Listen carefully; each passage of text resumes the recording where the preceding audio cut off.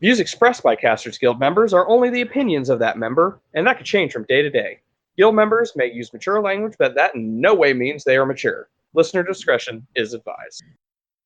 Has your favorite TikToker or YouTuber been talking about D&D recently? Have you just been watching Critical Role and want to know how to get in on the fun? That's the spell we're casting tonight on the Casters Guild.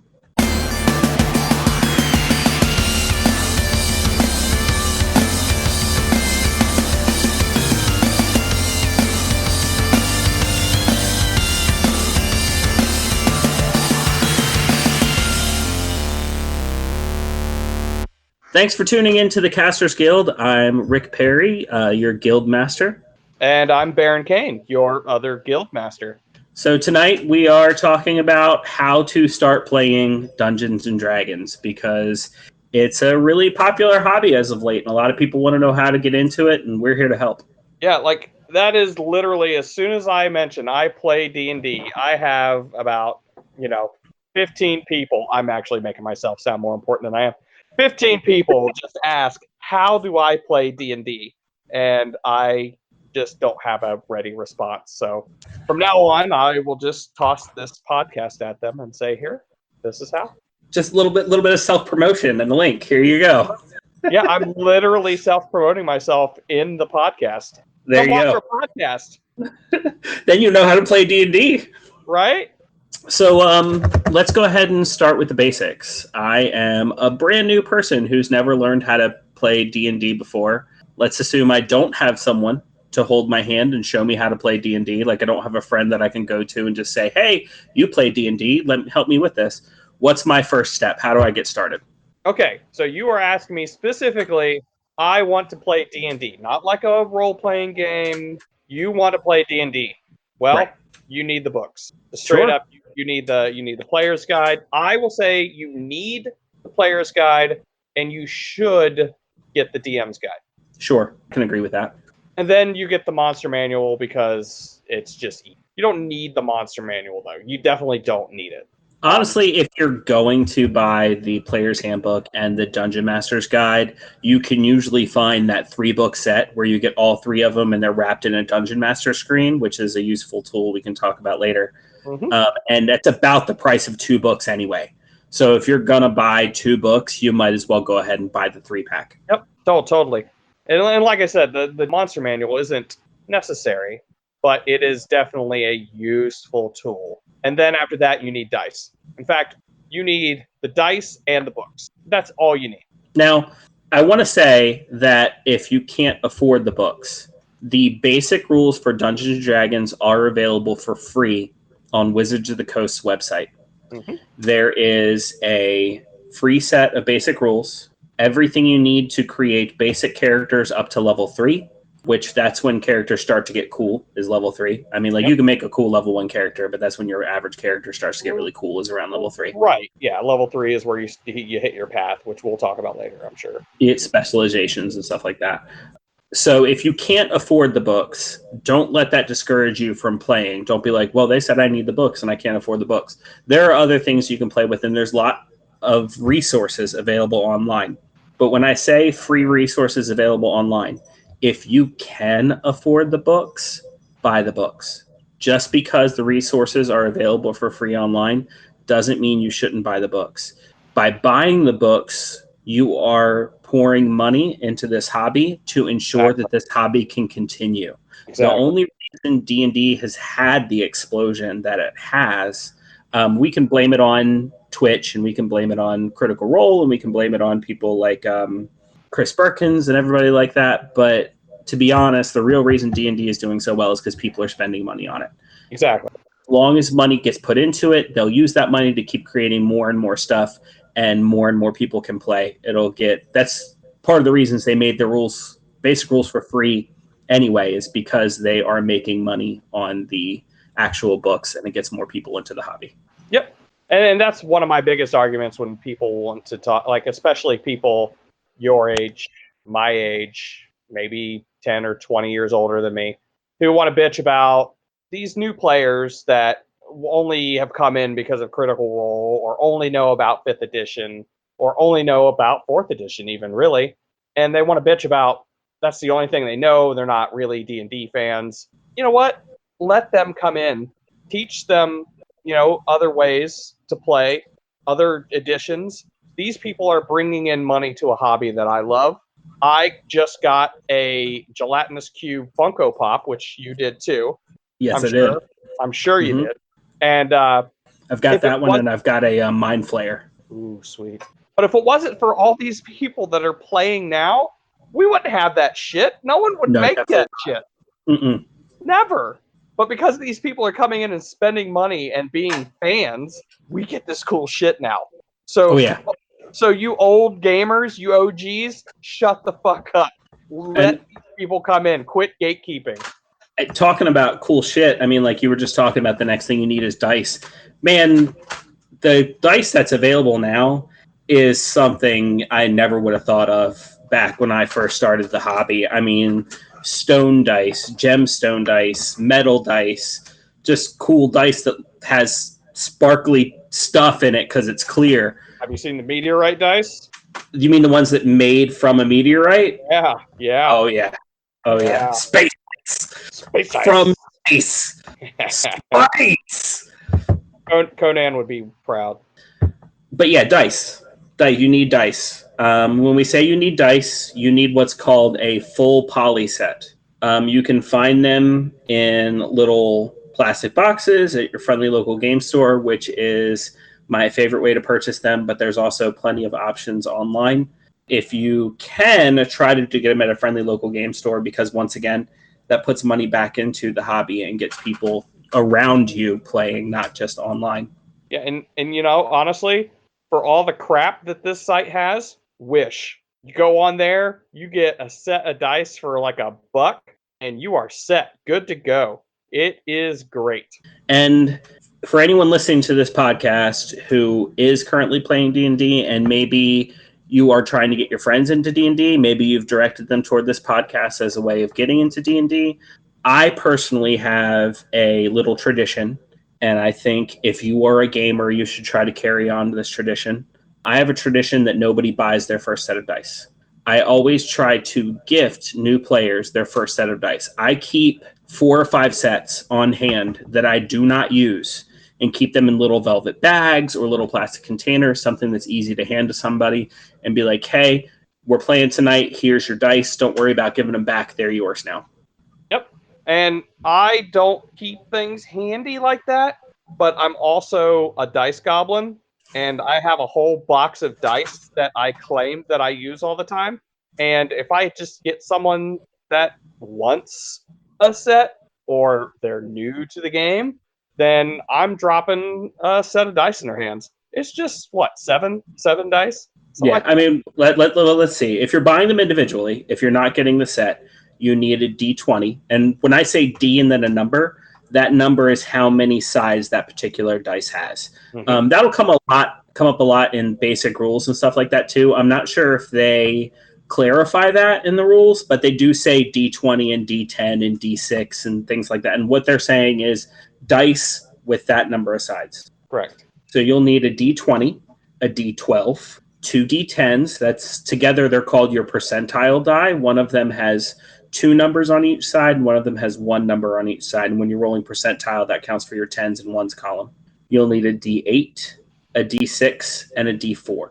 Now, not every character is going to use every die in that set, seeing as how pretty much everything except the D20 is mostly used as a damage die. So if your character isn't using that damage type, you won't use that die. But having them all is useful that way. If your character happens to need that type, you've got it. Yep.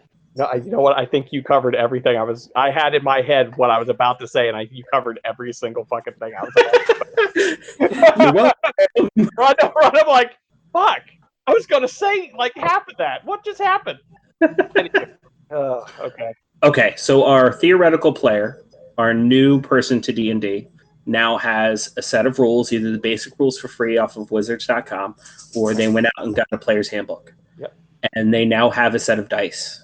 What's next? To them by someone very nice. Exactly. What's next? Honestly, character sheet at this point. I mean, you can get a piece of paper and you can scrawl everything you need on it. If we're looking at free rules online, someone was nice and gave you a set of dice, then let's just keep this cheap. You get a piece of paper and you copy what you need onto that piece of paper, your stats, and you know what? Don't judge, because I've done it plenty of times. I've wrote down everything I needed, my stats, my skills, everything onto a piece of paper. I've done this for D&D. I've done this for White Wolf. Oh my God, I did this for Shadowrun. That was a mess. Anyways, that's all you need. You just gotta put that down there, and if not, go to a library and you can print out a character sheet. Easy peasy. You can either Google Dungeons and Dragons 5e character sheet, or that same place where you can get free rules on wizardsofthecoast.com. They've got a bunch of different PDFs that you can print, and one of those PDFs is a basic character sheet. And the basic character sheet technically has 3 pages. You can do 1 page front and back and then do the 3rd page, but you only need the 3rd page if the character you're playing casts spells.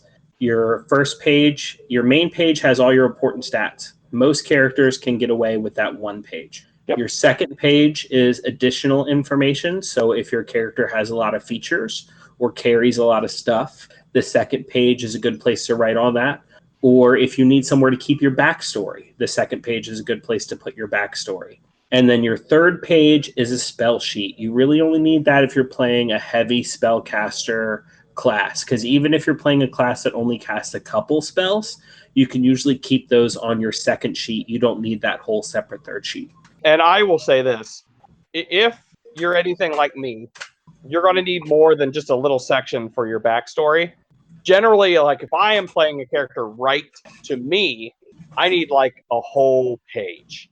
I'm writing the backstory. I'm writing this dude's motivations, his family, his style choices, you know, his dreams, his hopes, what he likes to eat for dinner. I'm doing it. I'm in it. And Dungeons and Dragons gives you what you put into it. Yep. So if you put all that stuff into it, especially if you have, I wouldn't even say a good dungeon master, if you have a not bad dungeon master, they'll be able to take a lot of that stuff and turn it into part of the story that you'll be playing. Yep. And, you know, work with the guy. Of course. I mean, you know, you can't, you just keep in mind too that, you know, the DM has anywhere between 4 and 8 people, and let's just say that's manageably. He's dealing with more than just you, so he may not get to your stuff right away, but I mean, believe me, it's in the back of his head. If he's a good DM, he's got it in the back of his head, and it'll happen. But also keep an open line of communication to him too. But we're getting further in. We're getting far ahead. We're jumping a little ahead. Yep. So basics. Okay, so we've got the basic rules or a player's handbook. Right. We've got dice. Right. We've got a character sheet, and I hope a pencil or something like that to write on said character sheet. That's assumed. All right, number 4. What do we need? Well, if we are assuming that he is just a player, then that player is going to need a DM. That's next. We need a dungeon master. So, where do we find a dungeon master? You can go to your local DM store, and you can pick one up for $39.95. DMs are us. I mean, that's the best place. No, you really just got to trick some poor sap into knowing the rules and then running it for you. Someone that likes to tell a story, and we'll do that for you. Now, you get an ideal game, you're not going to have to trick a poor sap into it. Because in an ideal game, the DM is going to have just as much fun telling a story as you are going to be playing it. The DM doesn't have to play a character because he's playing every character but you. It's really, actually, in a good game, it's an ideal situation because he's in full control of everything that's going on, and he still gets to role play. It's ideal. Yeah, I mean, like you just got to remember, a lot of DMs forget this, but you know, the DM is a player in the game as well. They're there to have fun just as much as you're there to have fun. Some DMs, especially the people who say, "Oh, I'm stuck as the forever DM," they look at DMing or dungeon mastering or storytelling or game mastering or whatever you want to call it for the system you're playing. They look at it as work. If you're a new dungeon master out there, like, don't look at it as work. It's play. You're having fun too. I will interject. If it gets to the point that it feels like work, then you need to stop. Yeah. Or reevaluate what you're doing. Change it up. Yep. Change it up until it feels like play again. Yep. So if you don't have a friend who knows how to be a DM or is willing to be a DM, you can go to your friendly local game store and find what's called the Adventurers League. Adventurers League is a free gaming club, I guess you would say, where there are plenty of dungeon masters who want to run for new players or just want to run games in general.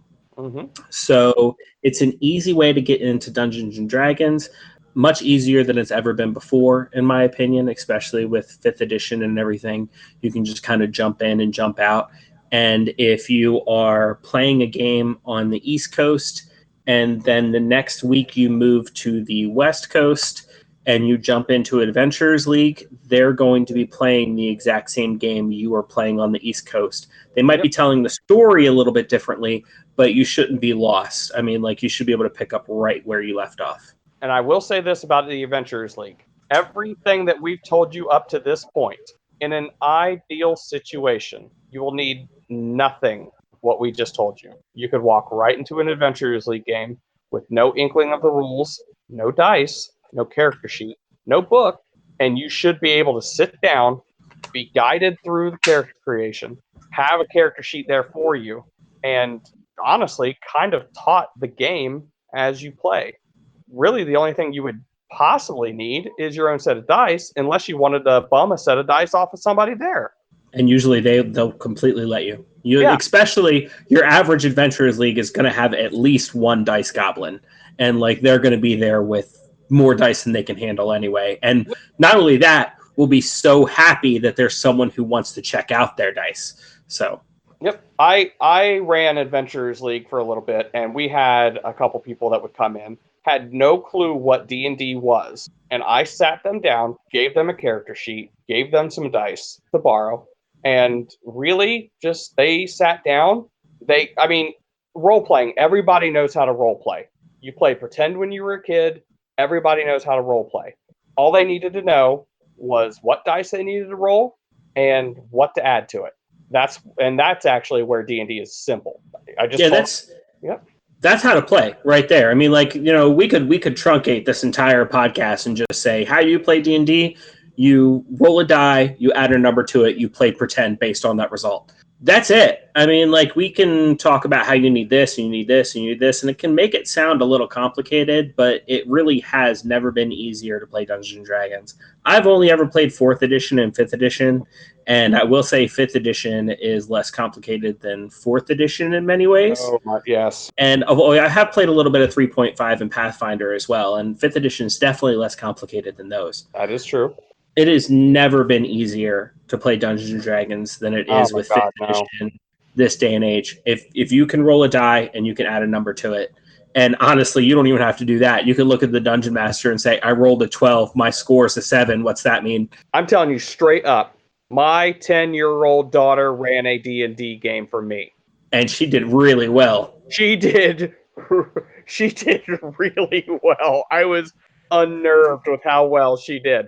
And she just started playing too. Yeah. And that's all it is. You just have to have, yes, there are a lot of intricate rules, but all you need to know is you are doing this thing. This is the stat that you need to overcome this thing. Roll your D20, add your stat. Did you break the difficulty? That's all you need to know. It's so simple. And then you get into the intricate rules, and it gets a little more complicated at that, but it also gives a sense of depth to the game. So yeah, a 10-year-old can run the game. You can play the game. Yeah, absolutely. Yeah, it's great. All right, now let's get into what's going to be my favorite part of this podcast. I am a player. I have my books. I have my character sheets. I have my dice. I don't have a dungeon master, and there is no Adventurers League anywhere near me. Oh, no. What am I going to do? Well, there are games that you could join on Roll20. There are. However, I will say if that's your last resort, then yeah, go ahead and join those games. I would say your first game, try to do it in person. Oh, yeah. Oh, I mean, no. And not only that, not even just the first game. If you've been playing for 20 years, I always try to do it in person. Always Right. try to do it in person. Let's just say it always feels better face to face than over a computer. It does. But it also, let's be real, this day and age, it's always also never been easier to play D&D remotely. Holy crap, right? Like, well, I mean, especially in these trying times. Yeah, I know. Our entire D&D game is going remote. Let's see if I can get this up in enough time for people to... Oh, it'll be up in enough time. We'll still be under... it'll be fine. We'll still be under quarantine. People will still understand what we're talking about. Well, I mean, you hear people talk, it's going to be good in a week. All right. Anyways, when people all hear this and half of us are dead. But anyway, what I was getting at is that if you can't find a DM and you can't get it on an Adventurers League game, then guess what, buddy? You're the DM. That's right. And you're going to love it. It is a lot of fun. I mean, this is coming from two Casters Guild Masters. We have both, I think, been DMs way more than we've been players. At least I can say that's true for me. Yeah. No, I definitely agree with that. Yeah, we've both been DMs way more than we've been players, and that's because it's fun to do. And like a lot of times, that's the only way you're going to get to play. Somebody's got to run the game, you know. And the cool thing about Dungeons and Dragons is a lot of people will tell you the point of Dungeons and Dragons is a lot of different things. I am here to tell you, and I almost don't even want to say this is my opinion. I almost want to say like that this is fact. You know what? We're Casters Guild Masters. Guild Masters, right. You know what? This is my professional opinion. This is a Guild Masters edict. This is a guild decree. The point of Dungeons & Dragons is to tell a good story. Yep. And if you are the Dungeon Master, you are guiding that story. Now, that's a lot of responsibility. That doesn't just mean you get to tell the story that you want to tell and you want to tell alone. You are telling a collaborative story. Yes. You are the storyteller, but imagine you're writing a book and you have no agency over any of the characters. You don't even get to write your characters. You don't even get to say, this is who's in the book. The characters show up to your book and say, here's who we are and here's what we want to do. And you kind of got to go with it. But you are everyone they interact with. You are everywhere that they go. You are their allies. You are their enemies. You are what they need to overcome and the force that stands behind them. In fact, one might say, using Joseph Campbell's hero's journey, you may not be the hero in this case, but you are the journey and every step on it. 100%. 100%. Decree. Guild decree. But yeah, so dungeon mastering, if you've never played the game before, will seem really intimidating, would be the word I'm looking for. There's a lot to it because your players will look at you and expect you to know the rules. You know what I mean? Hopefully, if it's you and a bunch of your friends who've never played before, they'll be understanding that you don't know all the rules. You can go on a journey together and look up those rules. And there's also the one rule that they'll never tell you. There's rule 0 if you are the dungeon master. And that is whatever the dungeon master says goes. Yep. So if you want to change the game up a little bit because you think it'll be a little bit more fun if you do it this way instead of the way the book says it, you're the dungeon master. That's it, buddy. That's how it goes. So if you want to run a game, if you're really ambitious, you can write your own story. However, if this is your first time ever running, I would recommend picking up a module. There are many resources you can use for this. There is the D&D starter set, which not only comes with the basic rules, some dice, and some character sheets for your friends with what first level characters already pre-made for them. You can set them down and be like, canon those character sheets and be like, hey, pick your character instead of them all having to learn how to create characters. And a nice little early adventure that you can start them with. And if you like that adventure, it leads right into the Tyranny of Dragons adventure books that you can buy, and that gets them all the way up, I think, to like level 11 or something like that. So it's from level 1 to level 11. So it's a nice long... I was playing that particular adventure from the Lost Mines of Fendelver, which is a nice little module that comes in the starter set. Sounds so pleasant. Oh yeah, it really was, actually. all the way up through both books of Tyranny of Dragons, and it took a little over a year, and we were meeting almost every Sunday for Nice. like a 6-hour session. That's a lot of D&D. I was going to say one could even just get into the Adventurers League again and be a DM and use those modules. However, with the Adventurers League, you are going to have players who are super experienced, not experienced, and anywhere in between. And you are going to be dealing with a setting that you may or may not be familiar with. But it's all set in the Forgotten Realms. And if I just said those words and it just flew right over your head, maybe not do Adventurers League, because not only are people going to expect you to know the rules, but they're going to expect you to know this setting too. Mm-hmm. So while jumping in and playing Adventurers Guild, you can do with no experience whatsoever. Running it, I think that you should probably get some experience running for your own group first. If you are close to a place that has Adventurers League, like if you have Adventurers League as an option, jump in and play enough games of Adventurers League until you're comfortable first, then step up to Dungeon Master in that same Adventurers League.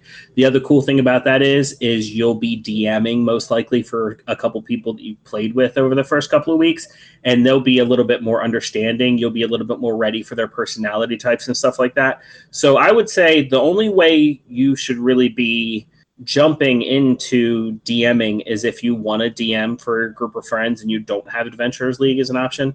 If Adventurers League is an option, jump in as a player, then level up, as they say, as to a Dungeon Master over a certain period of time. That was perfect, actually.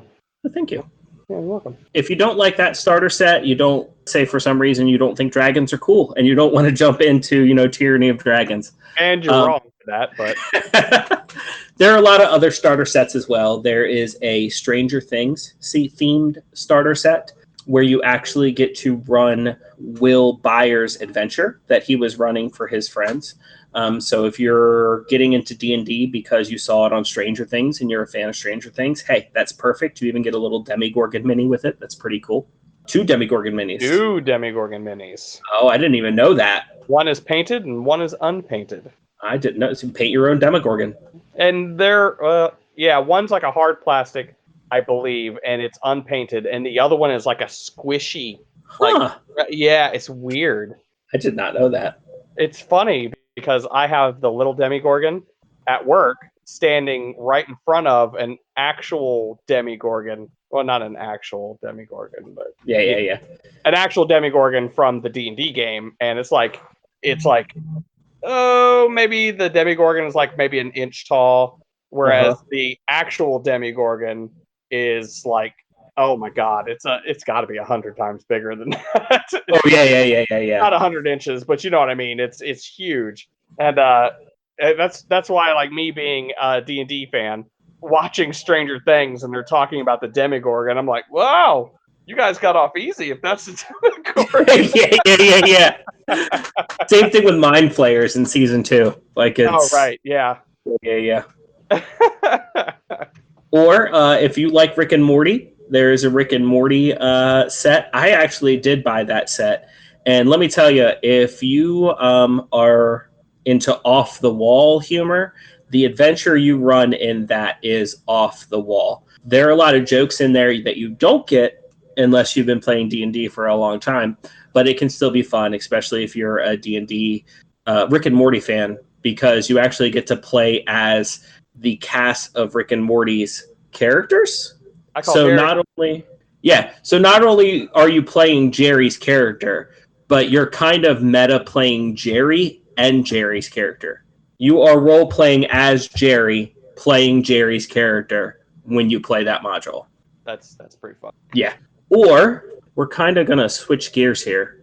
Are we? We had planned on talking about some YouTubers that you can go and check out if you want some advice on getting started with Dungeons and Dragons. Mm-hmm. And I will kick this off by saying, if you are DMing a game for the first time, there's someone you absolutely have to check out. His name is Matthew Colville.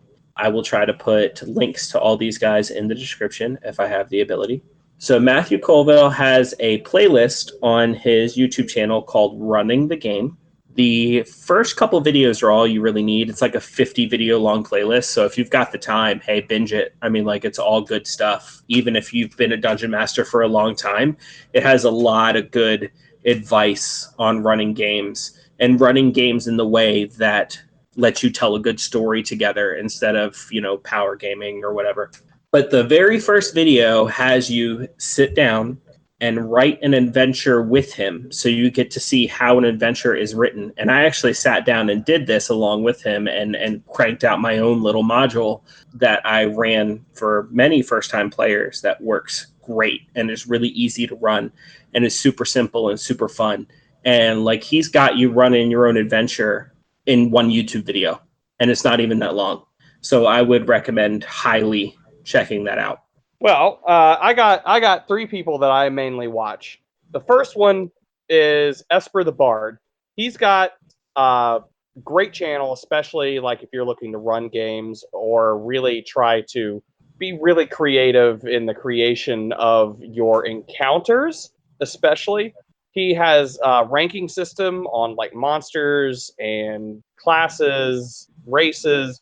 He's got a little thing to where he shows you basically him building a map just on a piece of graph paper. He gives you little tips on like shading and just stuff like that. It's great.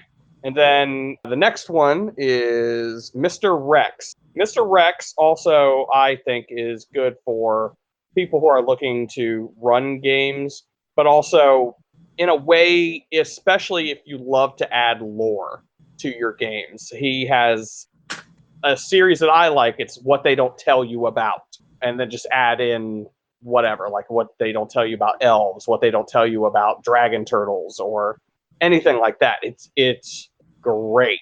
And really, even if you're not running games, it's kind of cool to just go and watch, because there's a lot of story that you miss out on in reading the books. So it's really cool to go in there. And it gets really specific too. It's not even necessarily like what they don't tell you about dragons. It's what they don't tell you about green dragons or gold dragons. And then there's RuneSmith.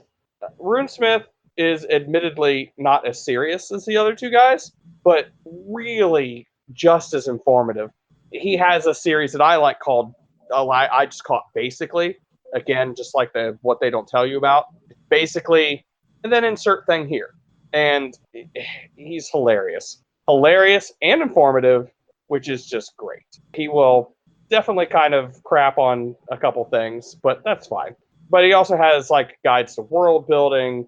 He talks about spells, flavoring in your world. It's just great. These 3 guys are pretty much my staple go-tos, and a lot of the D&D that I've been running is heavily influenced by a lot of the stuff that they talk about. Yeah, absolutely. If you're wanting to learn how to play your character, let's say you have your character sheet written up and you're like, well, I still don't really understand what I'm supposed to do as this character. 2 people I would recommend looking at are XP to level 3 and JoeCat. They both do series that are basically comedy on particular classes. Now, we'll say not everything they say is great advice. They make a lot of jokes based off of stereotypes for those classes. But the really cool thing about that is it's going to make you laugh. And if it makes you laugh, you will remember it. So while, let's say you watch... That's literally my D&D games, by the way. If it makes you laugh, you got to remember it. So let's say you look up JoeCat, and his series is called The Crap Guide to Dungeons and Dragons, and he literally admits that it's a crap guide. But let's say you look up It's a Crap Guide to Dungeons and Dragons, and you look up Warlock. So he's basically going to say all Warlocks are good for is Eldritch Blast. I mean, like, that's like the joke. And he makes a lot of jokes about it. And, like, of course, Warlocks can do other things than Eldritch Blast. But when you're playing your first Warlock and you're sitting there and it's your turn at combat and you're like, okay, I can't figure out what to do, you're going to remember that JoeCat video and be like, Eldritch Blast, you know what I mean? If I don't know what else to do, that's what I need to do. That's my bread and butter. XP to level 3 goes a little bit more in-depth than JoeCat does. His videos are a little bit longer. JoeCat's videos average at about 3 minutes. XP to level 3 averages about 10 to 15 minutes. So he goes a little bit more in-depth. They're both really funny, so like they'll both help you remember. And if you are playing a wizard specifically, or if you are just being a dungeon master or any other spellcaster for that example, I highly recommend checking out Z Bashu. Z Bashu does a series called Animated Spellbook. He tells you a lot about different spells that can be cast and a lot of really cool things you can do in Dungeons & Dragons that a lot of people don't realize. Watching Z will teach you how to bend the rules to your will. Watching Z will let you figure out how to use things in ways they weren't necessarily intended to be used, but it leads to some fun results. And like that's the whole point, once again, of Dungeons & Dragons, is to tell a good story and have fun. Exactly. So now that our hypothetical player has a character sheet, has a DM or is a DM, and is ready to start a game, why don't we talk about some tips and tricks, some do's and do nots, maybe for younger players. Okay. Tips and tricks. So I would say if you are creating your first character, a lot of veteran D&D players will give a lot of crap to the people who are playing their first character and they're playing a human fighter or something they consider basic, or any of the other stereotypes of D&D, like the loving bard or the shifty rogue, super edgy, or the bookish wizard or the dumb barbarian. Here's the thing about those stereotypes. If it's your first character, don't be afraid to play one. It makes it really easy to role play. I mean, like, it makes it when you're in a situation, you're like, okay, what would my character do? Playing one of these stereotypes, things you've heard about over and over again, makes it really easy to decide what your character's going to do. Now, on the flip side of that coin, if this is your 15th character, maybe you've been playing D&D for a long time, at least if I'm your dungeon master, please don't play one of those stereotypes. Think a little bit outside the box. Make your character a little bit more three-dimensional and make something, a little bit more new and interesting. But don't let that discourage you from playing those stereotypes in the beginning. That's how you learn. I will say this. I don't mind someone that's going to come to my game with a stereotypical character. If you are a new character or a new player and you're playing a stereotypical character, then you know what? You're going to run with it. You're going to have fun. And you will be that stereotypical Gronk the Barbarian, and you're going to have a good time. If you are an experienced player and you come to my table with Gronk the Barbarian, that's great. But I'm going to challenge your perception on that character. I'm going to force you to evolve that character while you're playing. Very, very good. But that will be the fun part for an experienced player, though. And I guarantee you that's why he came to my table with a Gronk the Barbarian. Or Horny the Bard. Horny the Bard, yep. We're just going to come up with names. So what? So we've got Gronk the Barbarian, Horny the Bard. Edgy the Rogue. Edgy the Rogue.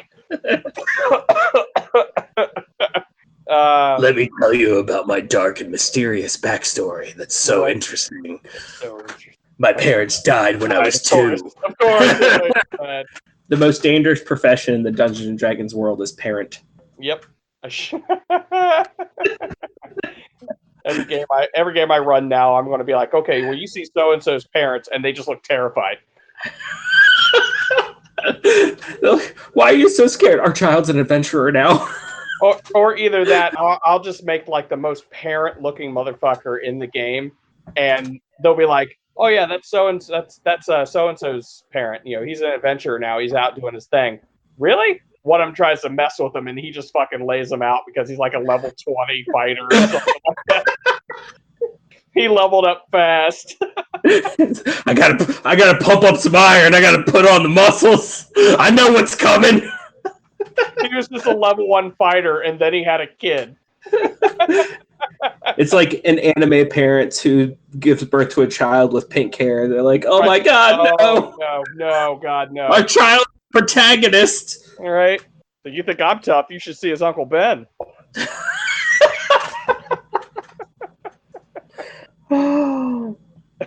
So yeah, if you don't know what to play, just pick up one of those stereotypes. I mean, like, it'll be easy. Another thing I found today, actually, fastcharacter.com. If you don't know what to play, You can go there, literally type in a race, a class, a background, and a level. You don't even have to name that sucker. Yep. And fastcharacter.com will pump out a character with a name, all the stats. The only thing you got to come up with is a story for that character. Which you want a story for your character? I got a site for you. This is a tried and true favorite of mine. It's who the fuck is my D&D character.com. Who the fuck is my D, the letter N, D character.com. It is wonderful. I think we're both going to try this, so I'm going to go ahead and hit it. Surly dwarf sorcerer from the Shade Forest who believes plate armor is just a sign of being posh and overproof. Wow, I like that. I'm just going to save that. That's actually a good one. All right. I'm going to roll the stats for a fucking somber halfling monk from an abandoned fortress who studied interior dungeon design. And if you don't like that, there's a little button that says, I've already fucking role-played that one. Or, I don't really give a fuck about that guy, and you can click it and it'll give you a new one. And I would say go there first, because that'll give you your race and your class and a little bit of a background. You know, it'll give you an idea what background you want to pick on that little character sheet. Then you head on over to fastcharacter.com, punch in that race, punch in that class, punch in that background. It'll pop you out the stats. So you have an interesting character right there. It's done. Maybe we'll just go ahead and do that. We'll roll up our idea for the character. We'll go to fastcharacter.com. We'll make our character and we'll put it in the comments or something. Don't count on it, but we might. Yeah. That's the other thing. It gets real easy to share PDFs with character sheets nowadays. Oh yeah. And then maybe you can play your first level 1 character as a character of a guild master. Oh my god. I want to hear stories. Yes, if you do that. I'm not counting on anybody doing that. No. Do that. I'm sure our email will be available eventually. Or you can find us somewhere else on social media. Please tell us how that goes. Please tell us how your game playing one of those characters went, because I need that in my life. Yeah. And you know what? And we'll even make it a little surprise. We won't use the ones that we just rolled up. We'll roll up new ones, and then all new ones. If you're listening and you use the ones that we just said, or you use the new ones, I still want to hear about it. Definitely. And if you actually have 2 guild masters that are NPCs in your game who happen to be named after us, then feel free to tell us about that too, because I want to know. We are horribly conceited, and we need to know these things. My ego's bigger than a Tarrasque, and I need it supported. And it's got all the spell resistance that comes with it. All the spikes too. Yep, especially the spikes. Man, my ego is so fucking horny. Oh, wait. You know, I know this is so off topic, but I have to say it. Okay. I was reading something the other day where somebody brought up something about the Tarrasque from Dungeons and Dragons. Mm-hmm. And the Tarrasque is covered in spikes, right? Mm-hmm. In nature, the only reason an animal is covered in spikes is for defense. It's usually something is trying to eat it, and it has evolved those spikes to stop something from eating it. What's trying to eat a Tarrasque? That's terrifying, actually. What's big enough that it's putting a Tarrasque in its mouth and trying to chomp down? That scares me. Yeah, that's terrifying. I have some theories, but that's for this could be another. We can do a whole podcast on this. Yeah. What's trying to eat the Tarrasque? Right. But this is not a Dungeons and Dragons podcast, just this episode. That's right. So now you've got yourself a character or have rolling a character, and now you actually want to play. So let's talk about playing. First of all, don't cheat. There are so many ways to cheat. Yes. And it's pointless. As I've stated before, as I've made a guild decree. Guild decree.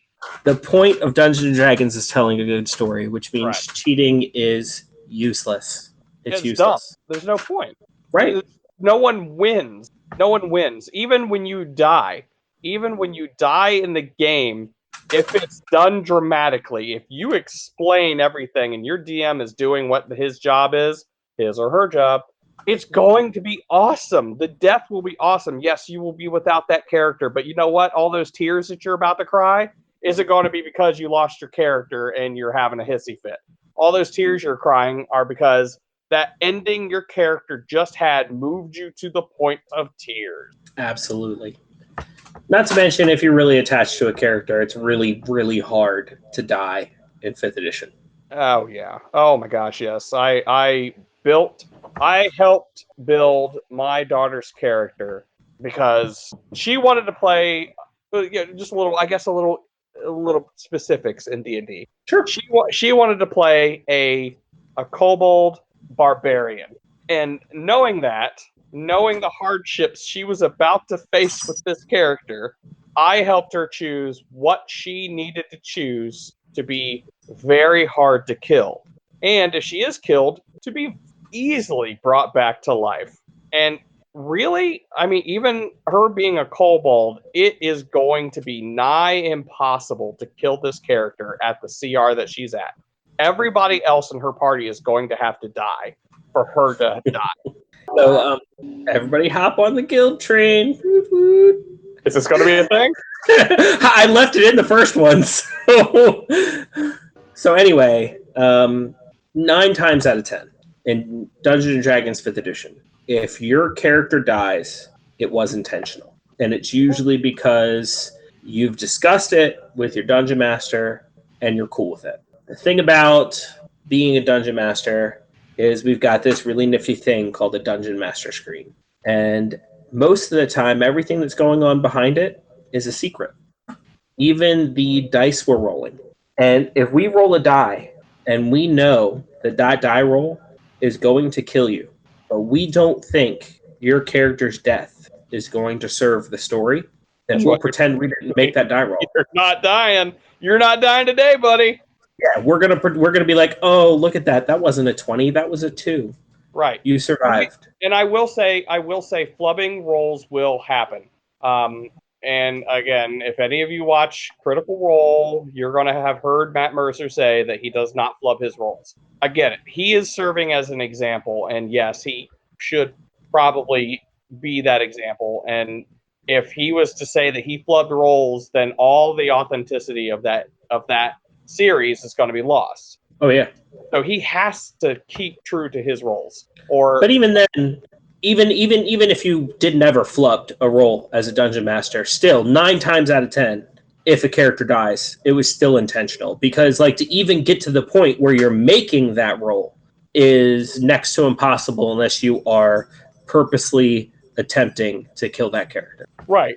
I will say that on purpose attempting to kill a character doesn't necessarily mean what it sounds like. No.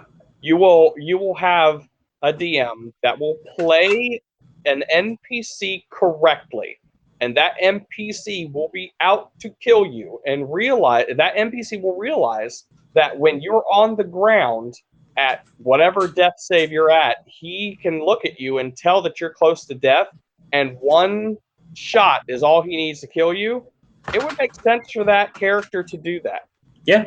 And if that DM gave you those chances to make those death rolls, that DM gave your friends chances to come to you and save you or heal you, and none of those chances were taken, then, I mean, realistically, that's all he can do at this point is to take you out. Let's talk about the rules a little bit. Okay. So in order to die in Dungeons & Dragons 5th edition, first thing that has to happen is your character has to reach 0 hit points. 0 hit points. Which, let's be real, if you're facing a monster that is of the appropriate CR and you're in a party of characters who have been well built, that first step a lot of times is difficult to do. Yeah. Because that monster a lot of times is only even going to be hitting you half the time. And that's only if they're attacking you and not one of the other members of the party. Yeah, because conceivably they should be attacking the tank, and if the tank is built to be a tank, then they're going to be hard to hit. And then, or they'll have a crap ton of hit points, so even if they are getting all the time. Hit points, resistances, all that fun stuff. Yeah. There's a lot of different ways to be a tank. That's another discussion. Then if you have a healer in their party, the healer will see that you're getting low on health and they're going to throw some healing your way. And then there are these useful little things called healing potions that, like, if you decide to chug one of those, you're going to regain some hit points. Yep. So then, after you've hit 0, you don't die. You fall unconscious. At which point, you are still taking your turn in initiative order. When it reaches your turn, you're going to roll a 20-sided die. If you roll 10 or higher, that is considered success. If you roll a 9 or lower, that is considered a failure. Which, let's be real there, the odds are in your favor. That means you've got 11 chances to succeed and 9 chances to fail. So a lot of people say it's like half and half, but the way it's really built, it's skewed a little bit in your favor. Mm-hmm. And you need to make 3 successes before you make 3 failures.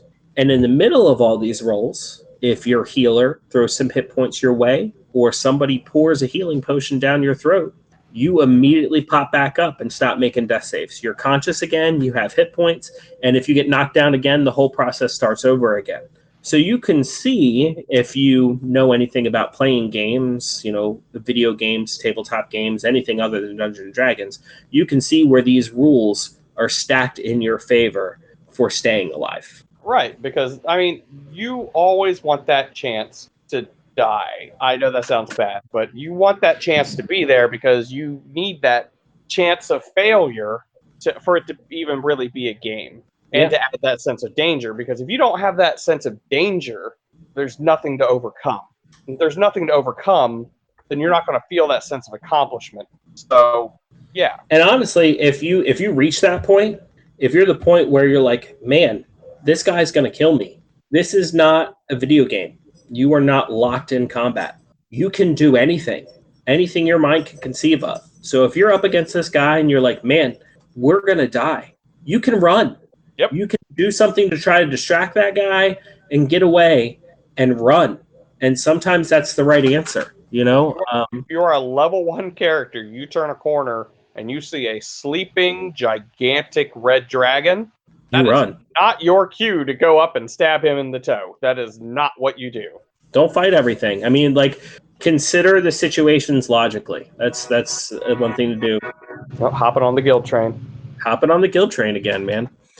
So consider the situations logically and do what a smart person would do. Don't just rush in and try to kill everything.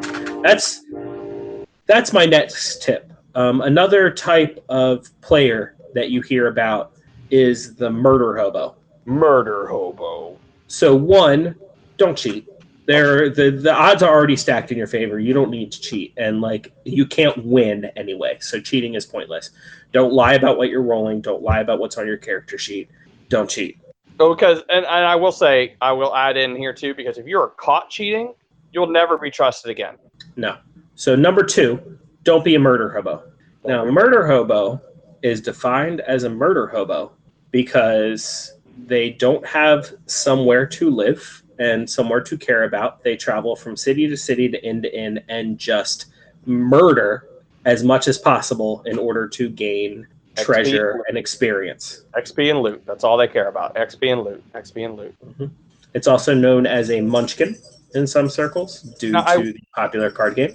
I will say that if that is what the game is based on, if that's the point of the game, that's the theme of the game, then murder hobo all you want.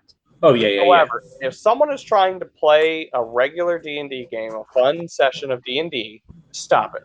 Just stop it. Number 3, I would say, don't hog the spotlight. Yeah. There will be time for your character to stand in that spotlight, but understand you are not the only player at that table, and other players will need time in that spotlight as well. There are cool things their characters can do that your character can't. Well, not only that, even if you had 6 characters and all of them did the exact same thing, you should still be able to find a way for everybody to shine. And that's not 100%. Up to the DM. That's not up to the DM to do. It is to a point. The DM should still do stuff. But let's say it's as much his job as it is yours. Correct. Let's say it's equal. It's the DM's job as much as it is. So let's say you've got 5 people at that table. It is 1/6 the DM's job because it is equally everyone at that table's job. Yeah, because not only are your characters playing in game as a team, you are playing out of game as a team. Your characters are playing as a team. The players should be working as a team as well. Because I get it. You want your story to be heard. But you know what? I'm just getting into friggin' real social dynamics now. Oh, yeah. It shouldn't all be about you. It's not about your story. You are going to tell your story, but if you don't want to hear somebody else's story, why? Why wouldn't you want to hear someone else's story? Oh, yeah. You know? Sorry, pet peeve of mine. People like that in real life kill me. It's all about me. I want you to hear my story. Oh, you want to talk now? Okay, I'm just going to go over here. Yeah. But yeah, that happens in D&D too. You can learn a lot of real life skills from Dungeons and Dragons. Yeah. Actually, I've actually gamed with people that really, really socially awkward and really started to shine in the game, and I could see it happen. I could see it happen in real life. Yeah, I won't name any names because, people might listen to this podcast who know who I'm talking about. That game I was talking to you about that lasted over a year, that game was mostly people who had never played Dungeons and Dragons before. They decided they wanted to play Dungeons and Dragons because they had been listening to Critical Role. They had heard good things about Dungeons and Dragons. I think the only person I was DMing for in that original group who had played Dungeons and Dragons before was my wife. And even then, she had only played 4th edition and could still probably be considered a new player up to that point. I would still have to help her create characters and stuff like that. And we had one player, and they were very, I guess, an in the shell kind of person, very, very introverted, didn't do a whole lot of things with other people, except they just stayed in their home, played video games a ton.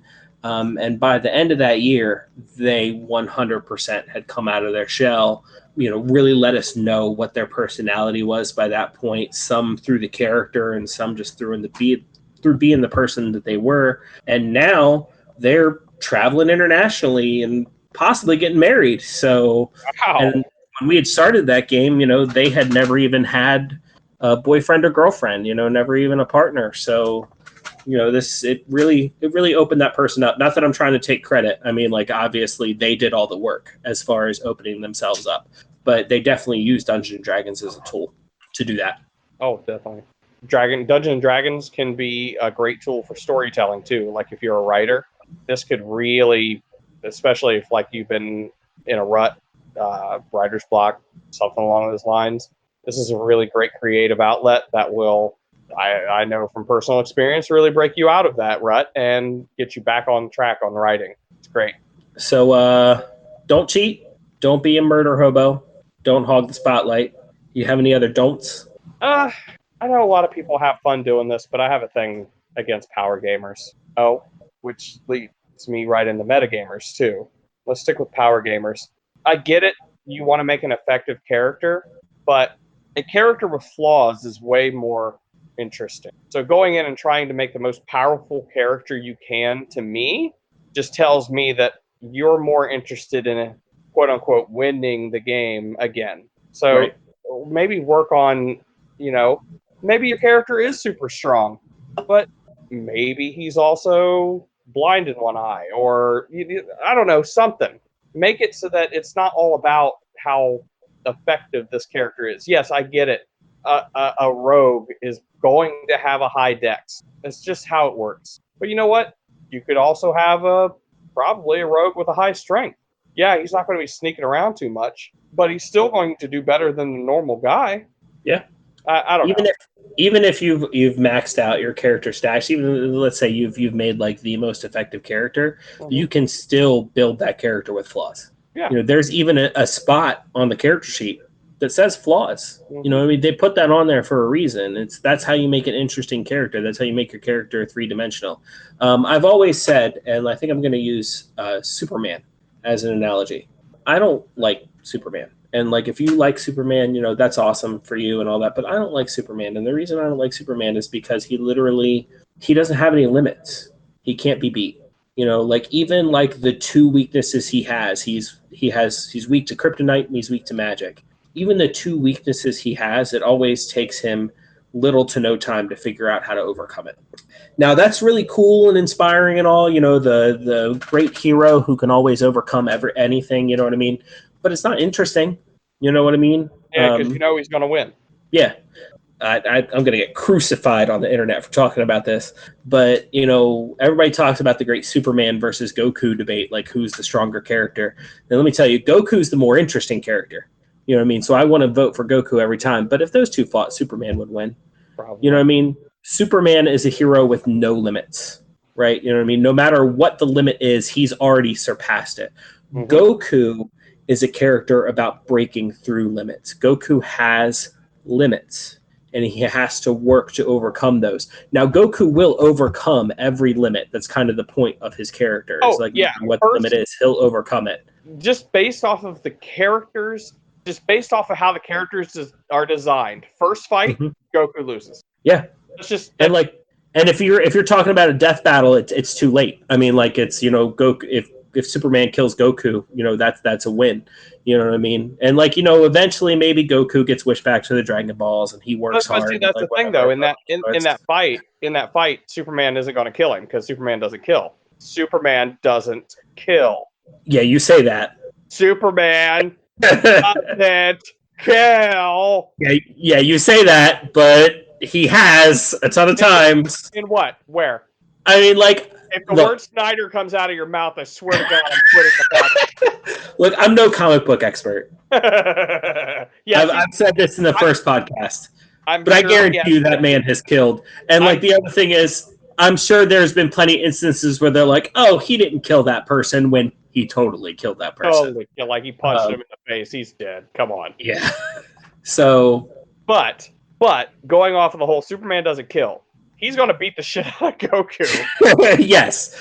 Goku's going to live through it and get stronger. He's going to come back and fight. He may get his ass kicked again. Multiple times. Eventually, he's going to come back, and he's going to be like Super Saiyan 8. He's going to have rainbow hair. He's going to have a big bushy tail, and he's going to kick the ever-living shit out of Superman. And that's how the character designs are. Yeah. Yeah, but my point for this whole thing is, don't be a Superman. Don't be a Superman. Be a Goku. If you want to be a strong character, be a Goku. Don't be a Superman. Yeah, be a great fighter that's just a big dum-dum that likes to eat. Big dum-dum.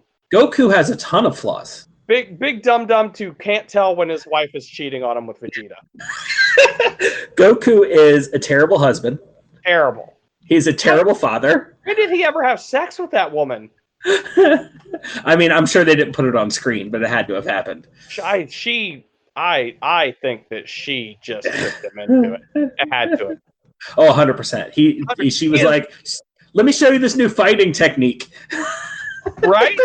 He is the most asexual character I've ever seen, and it's great. So I have no clue how he had sex. Oh, well. So terrible husband, terrible father, most of the time oblivious to everything around him except in a fight, you know, and even then sometimes he's oblivious to stuff around. Yep. You know, but that's what makes him a great character. It's not that Goku always wins that makes him a great character. It's that he loses a lot. Yes. And then he comes back and wins. That's a great character. Yes. Which I'll just go ahead and lead right into the next metagaming. Metagamers, you are the worst people. You are just the worst. If you do it accidentally, that's one thing. But if you are doing it accidentally, try to catch yourself on it. Try to make yourself better. And be cool if you're called out on it. Be like, oh, 100%. Oh, you're right. Okay, sorry. Yeah, those people that use out-of-game information to capitalize in-game. Those people who are all the way on the other side of town when someone gets in a fight, and then all of a sudden they start running that way at full speed, even though you know no reason why you should know there's a fight going on over there. And let me tell you, if that ever happens to you, do you know why that fight's happening on the other side of town? It's because you've been butting your way into everybody else's shit, and the DM set up a chance for this character to have a fight by himself so that he could shine. So stay your ass on that side of town. You know what? I'm getting mad at this hypothetical person. I would like to apologize. But basically, yes, those people that use the out-of-game information to capitalize in-game, you're the worst kind of people. And I will get, you know what? That is a guild decree. Yeah, that is a guild decree. That is a guild decree. We get one an episode. We each get one an episode. And let me tell you, like, you can be the worst kind of metagamer too. Like, metagamer is the worst kind of person. You can also be the worst kind of metagamer. Like, okay, let's say your brand new DM decided to run a game of Tyranny of Dragons. And so you go out and buy a copy of Tyranny of Dragons. What a dick. You know everything that Dungeon Master is about to throw at you? Why? Why? Okay, let me ask you a question. If you know you're about to go see a movie and someone has already seen that movie, do you want them to spoil it for you? Do you want them to tell you everything that's going to happen in that movie before you go see it? Let's face it. Now, I know people that do. Well, hold on. Let's face it. The person that goes out and buys Tyranny of Dragons to get a leg up on the game that they're about to play are also the people that go in and watch the movie and spoil it for everybody else. Yeah, that's true. Because but that person doesn't want the movie spoiled. Right. Stop spoiling it for yourself. Right. Stop spoiling it for yourself. Like, the whole thing is you're going to have a whole lot more fun if you don't know what's coming. Everybody loves a surprise. Best. Fucking hate them. This is where all the mature language is coming in. There's fucking hate them. Fuck them. Who needs them? I'm turning this fucking podcast into an NC-17 fucking podcast because of all the fucks I'm laying down. Fuck them. Hop on the fuck train. That would have been amazing if I just summoned the train.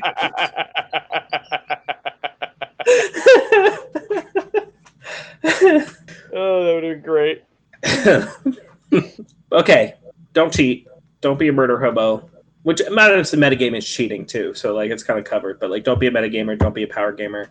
Have fun and all those stuff. I understand you think it's going to make it more fun for you. Like, you think it's fun to win, and you think it's fun to, like, you know, be that guy, be the hero, be the Superman. Try not doing it for a while, and you'll realize it's a whole lot more fun not to do it. Yeah, it's true. It's true.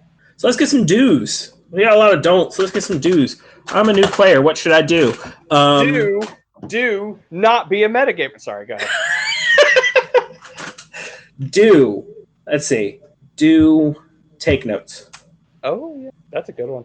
If you are having large gaps between your sessions, which, let's be honest, especially if you're an adult gamer, you will have large gaps between your sessions, even if it's only a week.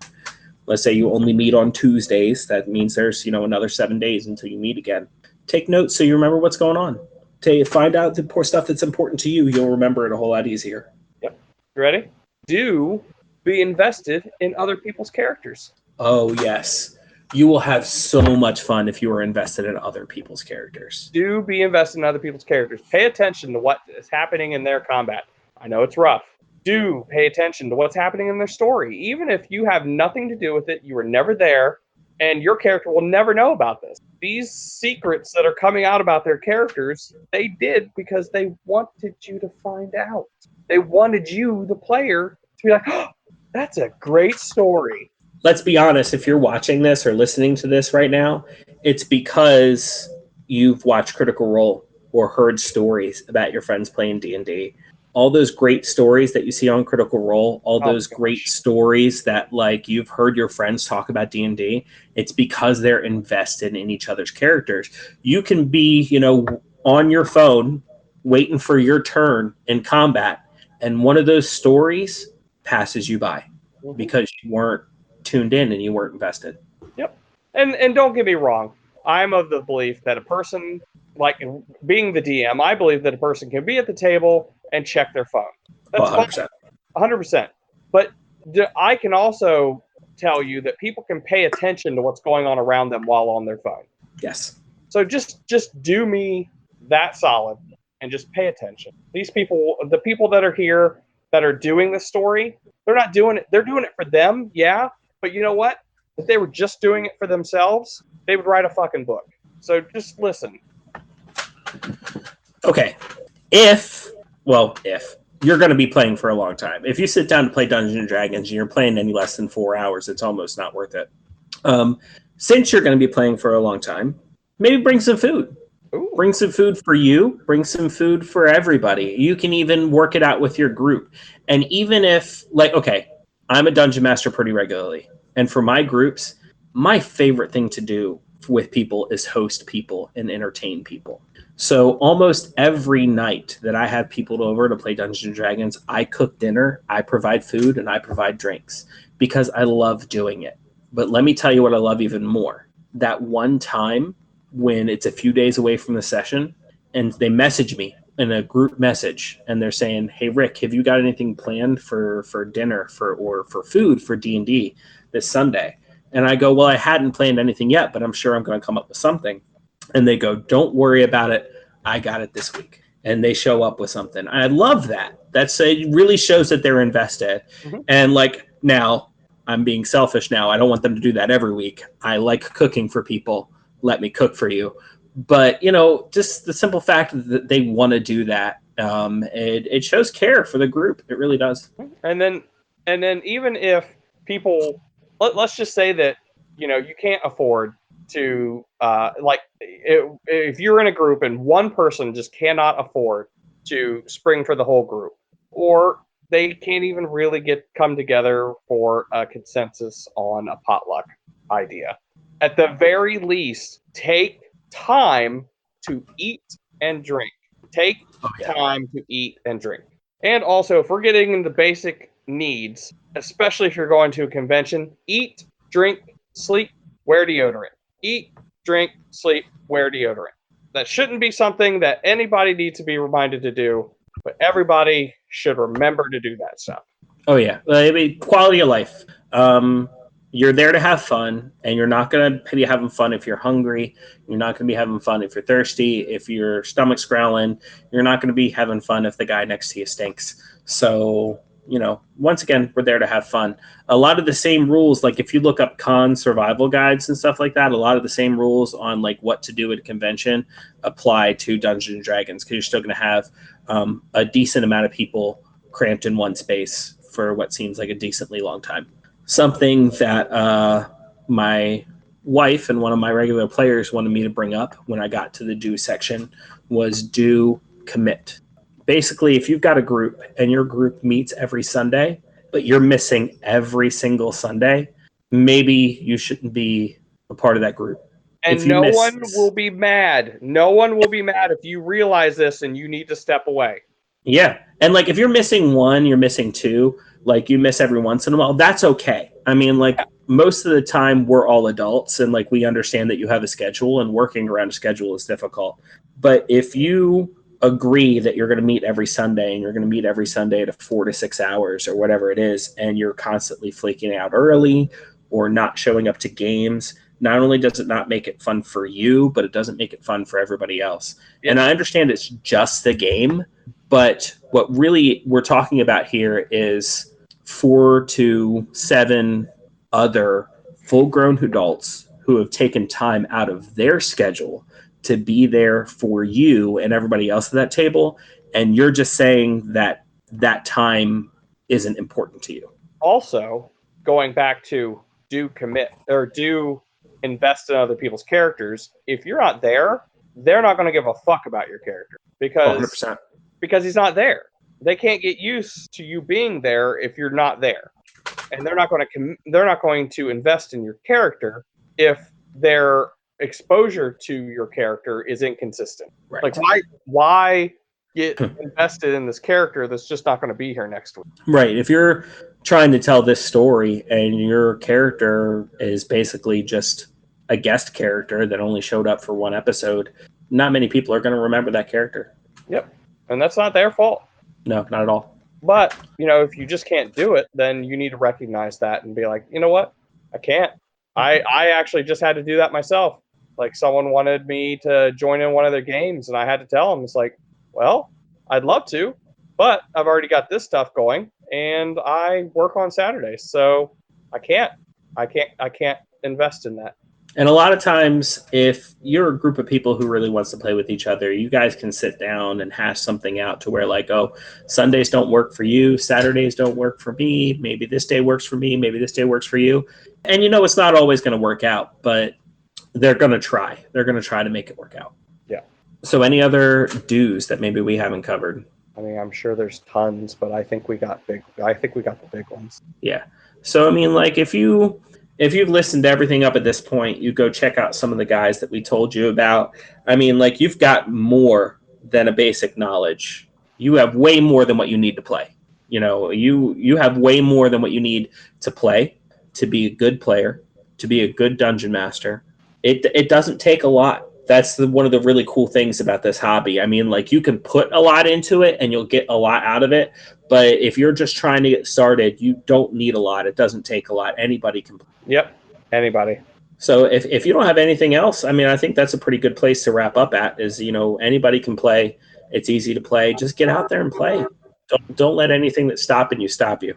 All right, well, so with that, I guess we're going to go ahead and put a wrap to this. We got everything we needed to talk about on this. You got everything you need to know to be able to get started. And just wanted to thank everybody for listening. We definitely appreciated the company. We'll be back again next week with whatever we're going to be talking about then. Yeah, thanks for tuning in. If you like what you heard, share it with a friend, and we'll see you next week. See you guys. Bye. Bye.